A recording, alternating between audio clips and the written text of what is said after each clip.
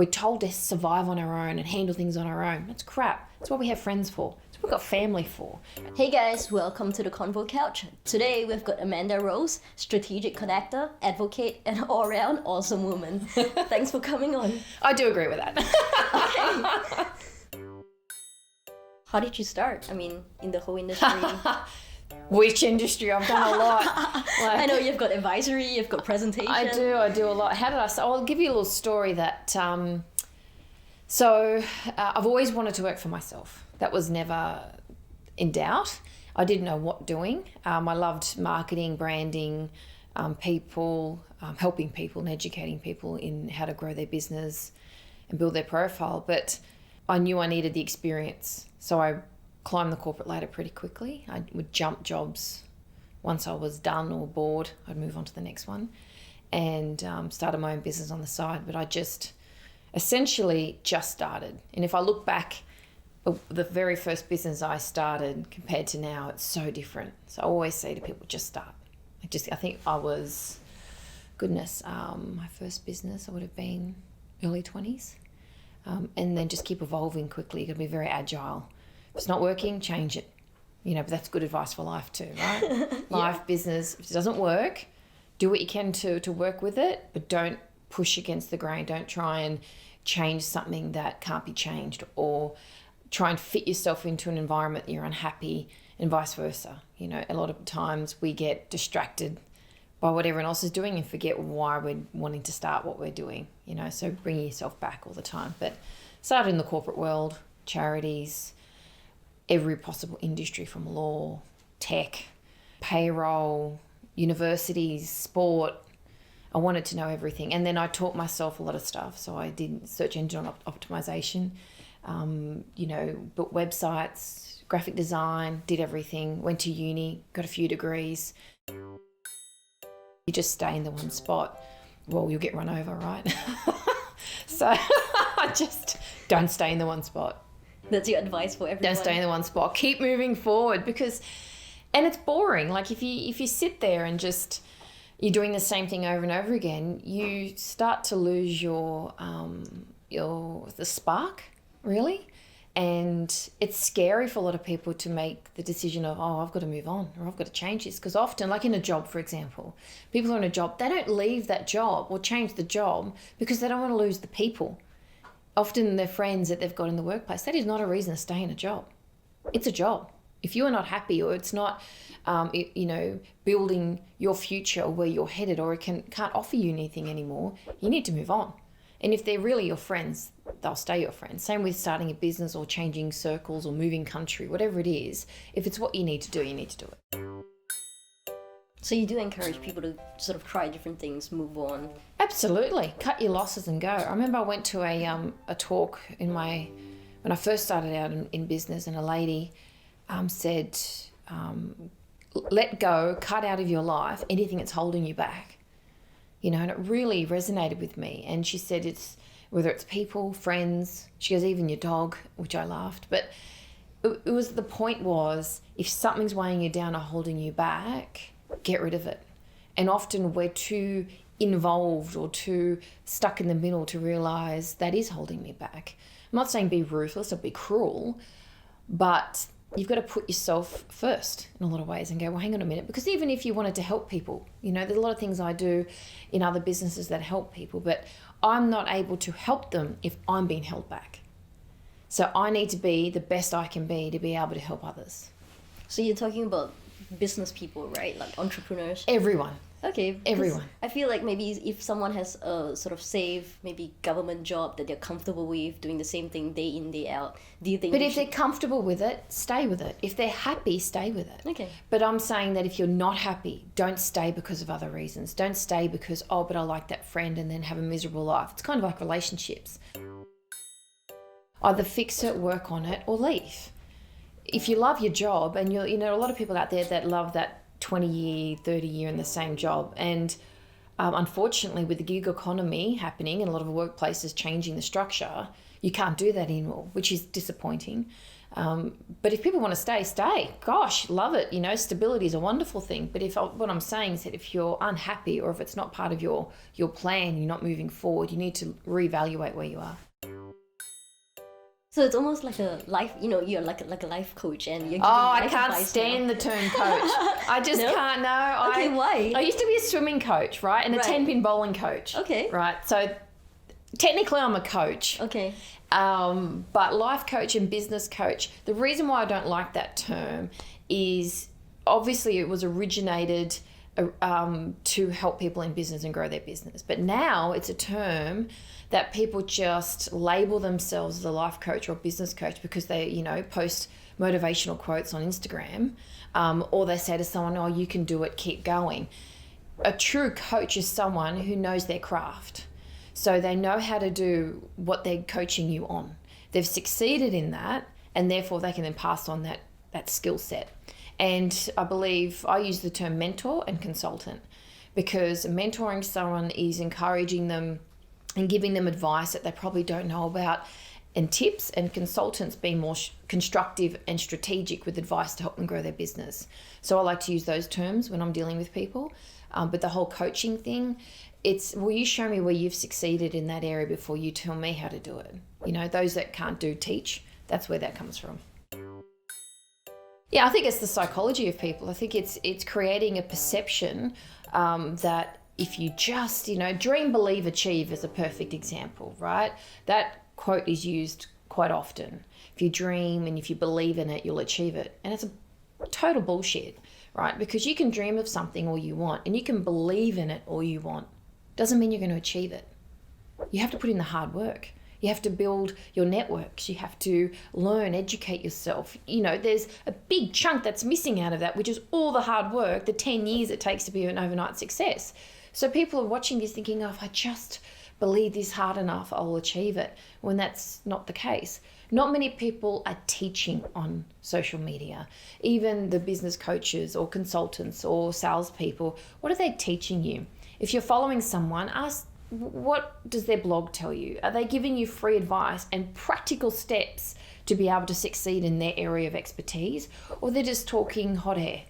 So I think people are looking at it, having unrealistic expectations on themselves, thinking, I'm not succeeding like they are, or I'm not doing this, like they are, because it's fake. So, do your due diligence like you would if you wanted to have an accountant or a lawyer.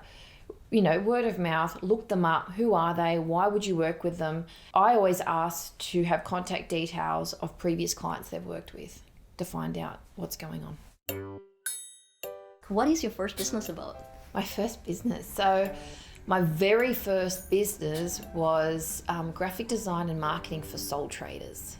Right. And in particular, tradies. Okay.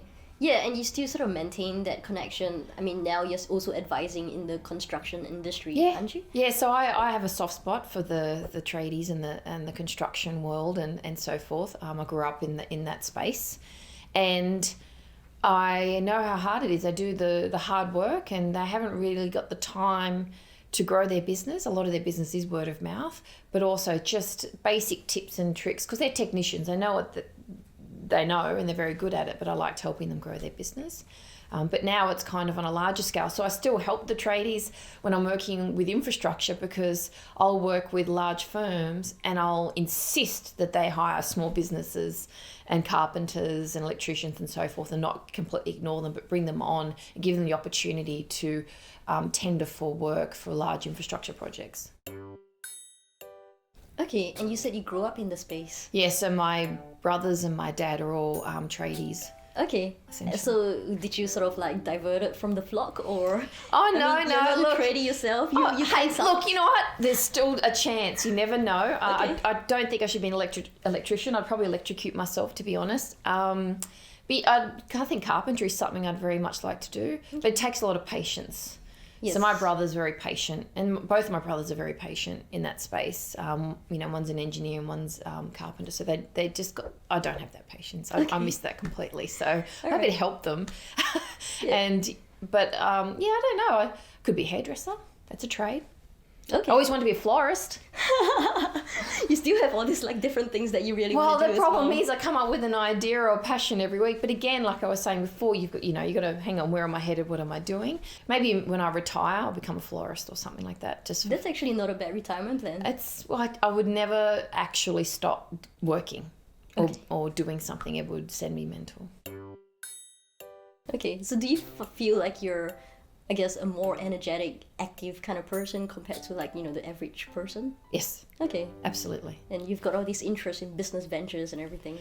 I think at my core, I'm happy, I'm content, and I love to see people succeed. And I don't mean succeed as, make lots of money and so forth. I like to see people succeed in what they're trying to achieve. I like to see people have hope, essentially. So a lot of people say small business, for example, if you're not an entrepreneur and #entrepreneur life and not making millions of dollars, you're not really making it. And that's quite depressing because not many people are actually making it in that space, because the ones that are, they're not telling you on Instagram, they're actually doing it. But I like to see a small business person realise, actually, I can make a bit of money. Or I am good at what I do. Or I can pay my, kids' school fees, and I can, support yourself, become financially independent. But I like to see people succeed, and I like to encourage people very much. And encouragement doesn't just come from words. It comes with, connecting them to whatever it is they need to be able to succeed in what they're trying to achieve. And you're a bit of a connector yourself. I am. You're a good networker. I am. I came up with this term, strategic connector, goodness, over 10 years ago or something. It was a long time ago. Because I put together everything that I'm good at, what I love doing, and I'm very strategic in what I do, and I like connecting people. Since it's evolved, there are a lot of them now, which I absolutely love. I refuse to use the word marketing. I started my new business and just went, I'm not using the word marketing at all, which was great. So I spent 5 years not even using that term in my blogs. Is there a reason why? Because marketing was such a limiting word. And I wanted to change the narrative, change the psychology, change everything about what business is like and what building your business is like. Business growth isn't just marketing. Marketing was like put a flyer together, put a website together, and sales was like, hey, how you doing, right? So I wanted to say, no, it's about relationship building and connecting ideas, people, not for the sake of it, but for mutual benefit. And, win-win is such a cliche, but it is possible. But you have to be very honest, and you have to know your stuff, and you have to put in the effort. So I came up with that term. I thought I'll start doing that. And many moons later, I know a lot of people. But what I like is that I know what they need, and then I can connect them. And I'm constantly doing it. I do it. I always say, once you're a client, you're always a client. And I'm always looking for opportunity for people, even if they're not clients, because I like to be that facilitator. What is in the negotiation toolkit? Well, number one, call bluff. Know your worth. Do your research. So what are other people being paid in the role that you want? What have you done? So a big part of wanting a promotion is to plan ahead for that. And I always say at least 6 months, know that you want a promotion 6 months or a year, and start tracking everything you do for that organisation. Anything that you've done that has saved them money or made them money. Yeah. So, for example, you could have organised a deal or prevented a mistake from happening that would have cost them $100,000. And they're like, oh, that's great. Let's move on. Track it. Write it down. This meeting, this situation, I reviewed this document, saved you $100,000. So make sure they know your worth, because no matter how much they like you, you're still a number. How much you costing me, or how much are you making me? So you need to make sure that you value, or you can track the value that you're adding to the organisation or the money that you're saving. Then you take that into the negotiation. I mean, where do you find the time and the resources to service like this broad range of everybody? I just do it. It's just who I am. So I think I help those that need help, and I help those that, come to me genuinely saying, this is what I need assistance with. And if you focus just on the genuine people, you've got the time to do it, because everyone else just falls by the wayside. But what else is there to do in life? I mean, when you think about it, am I going to spend my time watching reality TV, or, going to the pub and getting drunk on a Friday and Saturday night, or during the week? And I just like to do things that add value, add value to my life, my family, my friends, my businesses, the people I work with, because before you know it, you're dead. How morbid. Not morbid. I know where I'm headed, so I'm not worried. Every day you've got an opportunity to improve yourself, to be an example, to be a testament, to help others find their way through. Life can be real shit, right? And business is hard. And the world and TV kind of tell you that it's easy and it's fun, it should be this, and it should be all lights and action, that type of thing, when really it's not. It's grinding and it can be painful. But if you focus and you surround yourself with the right people and you learn and you're just chipping away at it, that's actually the best life. That's living the best life. With one of my ventures, Businesswoman Media, so how that started, I'll give you a little story.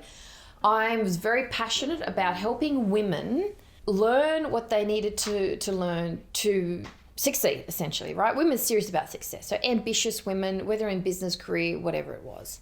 I wanted to write a lot about that, but no one would publish it, right? Especially in Australia. Can I just say no one would publish it? Oh, you'll offend people. You can't say that, Amanda. This, yada, yada, whatever crap. So I went, fine. You won't publish it. I'll create my own publishing arm and I'll publish it. Hence the Businesswoman Media. And within 3 months of launching it, it went viral, went global. Time magazine quoted me. All these things happened and I thought, good, I'm giving a voice to my people. But just because you have a boardroom full of women doesn't mean a woman's still going to be heard, because it's personalities you're dealing with here, not just the diversity with the sex, right? I think being smart, professional and firm is very important, but we all need to take that responsibility. I don't believe in fighting for fighting's sake, but I do believe in saying, no, this needs to change. Hey guys, thanks for checking out this episode in a series where we interview business leaders, tech innovators, and startup founders about their business journey, insights, and reflections. If you find value in this, please leave us a comment below, and also like, subscribe, and hit the notification bell. Enjoy!